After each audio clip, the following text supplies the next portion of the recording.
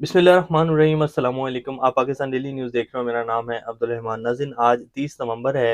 इमरान खान साहब के साथ जी एक और ख़ातून के जो है वो मरासिम जोड़े जा रहे हैं। एक और इंटरव्यू जो है वो आने वाले दिनों में आएगा सामने। लाहौर की मरूफ कारोबारी शख्सियत की वो साबिक अहलिया रह चुकी हैं। इस टाइम वो बाहर बैठी हैं और स्काइप के ज़रिए उनका इंटरव्यू आएगा। ये खबर किस सहाफ़ी ने दी है वो आपके सामने रखेंगे। इमरान खान साहब के तोशाखाना केस के हवाले से आज इस्लामाबाद हाई कोर्ट ने फैसला महफूज कर लिया है, जिसमें इलेक्शन कमीशन ने ये कहा था कि जी अगर 20 दिन के अंदर इंट्रा पार्टी इलेक्शन नहीं करवाएँगे, तो इमरान खान साहब जो है, एक तो वो उनकी जो नाअहली का फ़ैसला है वो तो बरकरार है, तो पार्टी जो है उसको बल्ले का निशान भी नहीं मिलेगा। अब आज सरदार लतीफ़ खोसा साहब ने जो दलाइल दिए हैं और तमाम तर समाअत का अहवाल आपके सामने रखेंगे और इस्लामाबाद हाई कोर्ट ने जो फ़ैसला महफूज किया है, वो कब तक आएगा और ये फ़ैसला क्या आ सकता है, ये भी आपके सामने रखेंगे। नैब अदालत के जो जज हैं जी मोहम्मद बशीर साहब, जिन्होंने तकरीबन कोई 5-6 पाकिस्तान के वज़ीर-ए-आज़म को सज़ाएँ सुनाई हैं। ये पाकिस्तान की तारीख़ के सबसे ज़्यादा ओहदे के ऊपर विराजमान रहने वाले जज हैं। इनके ऊपर इतनी मेहरबानी क्यों है? इनके हवाले से भी कुछ डिटेल्स हैं जो आपके सामने रखेंगे और अभी भी ये जज ही तैनात हैं नैब अदालत के और भी केसेज़ जो हैं उनको सुन रहे हैं। तो इनके हवाले से हामिद मीर साहब ने एक ट्वीट किया है और उन्होंने अपने प्रोग्राम में बात भी की है। वो क्या कहते हैं वो भी आपके सामने रखेंगे। नवाज़ शरीफ साहब को अल्लाह ने सुरखरू कर दिया है और नवाज़ शरीफ साहब हों, पूरी जमात हो, उनके कुछ जो हामी सहाफ़ी हैं वो क्या ट्वीट्स कर रहे हैं, अब आने वाले दिनों में होने क्या जा रहा है, ये सारी तफ़सीलात आज आपके सामने रखेंगे। इससे पहले अगर आप लोगों ने चैनल को सब्सक्राइब नहीं किया और तो रेड बटन को प्रेस कर लें और बेल आइकॉन को भी प्रेस कर लें ताकि लेटेस्ट अपडेट्स आप लोगों को मिलती रहें। ये जो हमारा ताल्लुक है ऐसे ही जुड़ा रहे। इमरान खान साहब ने एक सुप्रीम कोर्ट को ख़त लिखा है जी और उसमें इमरान खान साहब ने पहले भी सुप्रीम कोर्ट को काफ़ी दफ़ा ख़त लिखे जा चुके हैं। सहाफ़ियों ने भी ख़त लिखे, अरशद शरीफ ने भी ख़त लिखे, इमरान रियाज़ खान ने भी लिखे, केपीके की मुख्तलिफ़ मरूफ सियासी शख्सियात ने लिखे, इमरान खान साहब ने भी काफ़ी दफ़ा ख़त लिखे हैं कि जी मुझे सिक्योरिटी दी जाए, लेकिन सिक्योरिटी भी नहीं दी गई। अब वो जेल में हैं तो उनको इस्लामाबाद से जो है अदालत में पेश नहीं किया जा सकता क्योंकि हमारे जो रियासती इदारे हैं वो सिक्योरिटी नहीं दे सकते हैं। इसके साथ-साथ अब दोबारा इमरान खान साहब ने ख़त लिखा है और उसमें उन्होंने जो बुनियादी हकूक़ के तहफ़्फ़ुज़ का मुतालबा किया है और ये कहा है कि जी हमारे जो लोगों को पकड़-धकड़ की जा रही है, लेवल प्लेइंग फ़ील्ड कैसे मुहैया होगी, कब मुहैया होगी, ये सिर्फ़ बातों की हद तक है। हमारे लोगों के खिलाफ़ तो अभी भी पर्चे बनाए जा रहे हैं, अभी भी उनको जो है वो गायब किया जा रहा है। हम कैसे इलेक्शन लड़ेंगे? पीटीआई पाकिस्तान की सबसे बड़ी सियासी जमात है, पीटीआई के बगैर कैसे इलेक्शन लड़ा जा सकेगा? तो हमें आइन और कानून के मुताबिक जो सहूलियात हैं वो दी जाएँ। तो देखते हैं अब इसके ऊपर हमारे जो काज़ी फ़ाइज़ ईसा साहब हैं, जो कि कहते हैं कि जी हम आइन की बालादस्ती को बहाल करवाएँगे और अब हम जो हैं वो इलेक्शंस भी करवाएँगे, इलेक्शंस के आड़े किसी को नहीं आने देंगे। जैसे कि कल भी हमने आपके सामने खबर रखी थी कि 3 बड़ी जो सियासी शख्सियत हैं, उन्होंने ये फैसला कर लिया और आमादा हो गए हैं कि जी इलेक्शन ना हो तो ठीक है, हम राज़ी हैं। तो काज़ी फ़ाइज़ ईसा साहब जो हैं उनका बड़ा कड़ा मुकाबला है। अब देखते हैं कि वो अपने फैसले के ऊपर कैसे अमल दरामद करवाते हैं। ये खबरें इस टाइम चल रही हैं जी मार्केट में। और इस्लामाबाद हाई कोर्ट में जी अब आपके सामने रख देते हैं कि आज की समाअत क्या हुई है और सरदार लतीफ़ खोसा साहब ने क्या जो है वो दलाइल दिए हैं। सरदार लतीफ़ खोसा और बुशरा बीबी की एक ऑडियो भी लीक हुई है जिसमें वो कोई ऐसी-वैसी बात नहीं कर रहे हैं। हाँ, उनकी अलीमा खान जो इमरान खान साहब की बहनें हैं, उनके हवाले से जो है कुछ उनकी बातें बाहिर आई हैं कि जी जो इमरान खान की अहलियाँ हैं बुशरा बीबी और उनके जो ताल्लुकात हैं वो ख़ास अच्छे नहीं हैं।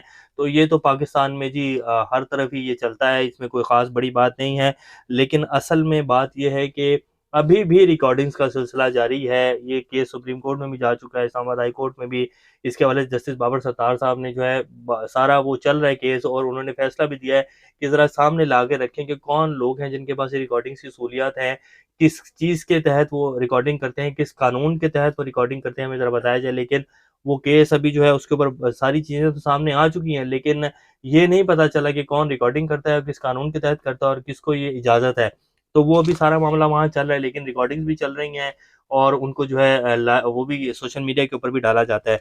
तो आज जो दलाइल दिए गए हैं इस्लामाबाद हाई कोर्ट में जी, लतीफ़ खोसा साहब ने कहा कि अदालत तोशाखाना केस में सज़ा के साथ ट्रायल कोर्ट का फैसला भी मुअत्तल करे। हमारी इस्तदा है कि अदालत सज़ा मुअत्तली के फैसले पर नज़रसानी करे। हाई कोर्ट के पास अपने फैसले पर नज़रसानी का मुकम्मल इख्तियार है। जिस ऑर्डर की बुनियाद पर इलेक्शन कमीशन ने नोटिस जारी किया कि जी इमरान खान साहब जो हैं और इंटर पार्टी इलेक्शन करवाएँ और जो है वरना आपका जो है बल्ले का निशान भी छीन लिया जाएगा और आपके ऊपर और भी कतगन लग सकती हैं।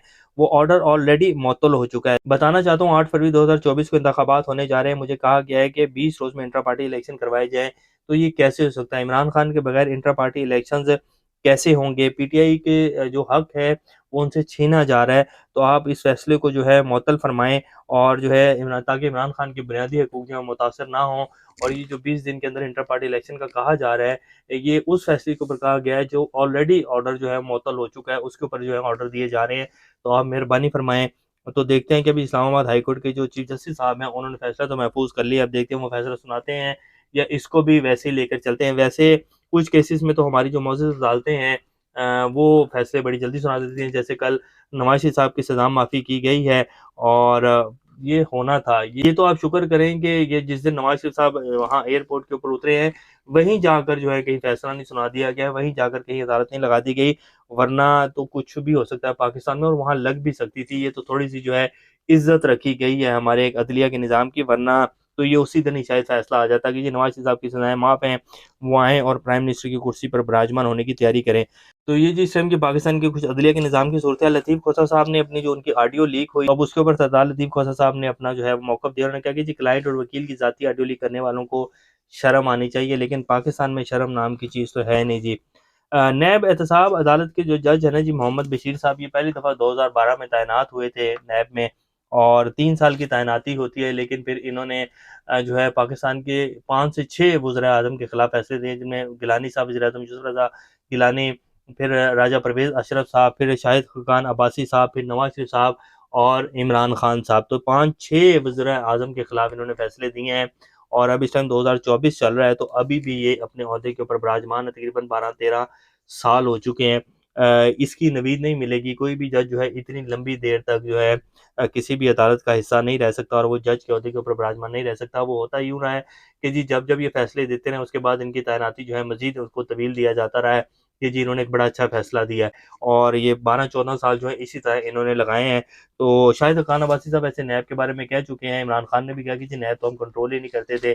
शाहिद खान अब्बासी साहब भी यही कहते थे। नवाज़ शरीफ साहब को जब सज़ा हुई थी, तब वो भी यही कहते थे कि जी हमने तो नैब को जो है कभी कहा ही कुछ नहीं, नैब तो जहाँ से कंट्रोल होता है, जनरल बाजवा और जनरल फैज़ हमीद का नाम लेते रहे। इसी तरह अब इमरान खान कहते हैं कि नैब को जो है जनरल बाजवा साहब कंट्रोल करते थे और अब जो है नवाज़ शरीफ साहब को क्योंकि रिलीफ मिल रहा है नैब से, नवाज़ शरीफ साहब कहते हैं कि जी अल्लाह ने सुरखरू कर दिया है। लेकिन एक सवाल का जवाब जो है वो अभी तक नहीं आया, जो सबसे पहले इनसे किया गया था कि जी ये जो अपार्टमेंट्स आपने लिए हैं, ठीक हैं, आपकी मलकियत हैं और आपने इसके ऊपर जो है एक्सेप्ट भी किया है। आपके जो बेटे हैं हसन नवाज़ साहब, उन्होंने बाकायदा लाइव टीवी में बैठकर जावेद चौधरी साहब के प्रोग्राम में कहा था कि जी वो अपार्टमेंट जो है मेरी हमशीरा मरीम नवाज़ होल्ड करती हैं। मरीम नवाज़ ने कहा कि जी मेरी तो पाकिस्तान क्या, मेरी तो बाहर क्या, पाकिस्तान में भी कोई जायदाद नहीं है, लेकिन बाद में फिर उसको एक्सेप्ट कर लिया और फिर बताया गया नवाज़ शरीफ साहब की तरफ से पार्लियामेंट में खड़े होके कि जी ये हैं वो ज़राए जिनसे हमने वो अपार्टमेंट ली है।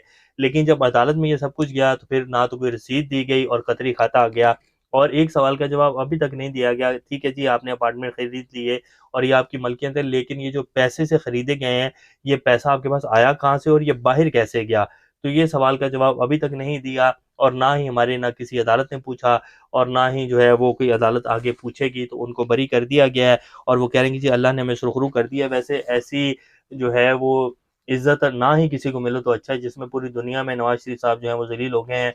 पिछले 4 साल से लंदन में जितनी ज़लालत इनके मुकद्दर में आई है, अभी इवन के लाहौर के किसी हलके में जो है ये नहीं निकल कर जा सकते, जितनी लान-तान इनको वहाँ से होगी। जो कुछ इनके साथ हो चुका है, फिर भी कहते हैं कि जी अल्लाह ने सुरखरू कर दिया। अल्लाह के घर में इन्हें जो है चोर-चोर की नारे सुनने पड़े, फिर कहते हैं कि जी अल्लाह ने सुरखरू कर दिया। तो मेरा तो ख़्याल है कि कोई भी ज़ी शऊर इंसान ऐसी जो है इज़्ज़त नहीं चाहेगा कि इस तरह की इसको इज़्ज़त मिले, वो वैसे ही अच्छा है। तो ये जी पाकिस्तान की कुछ ताज़ा तरीन सूरत-ए-हाल है। आने वाले दिनों में देखते हैं क्या बनता है। अभी तक के लिए इतना, अपना का ख्याल रखिएगा। अल्लाह हाफ़िज़।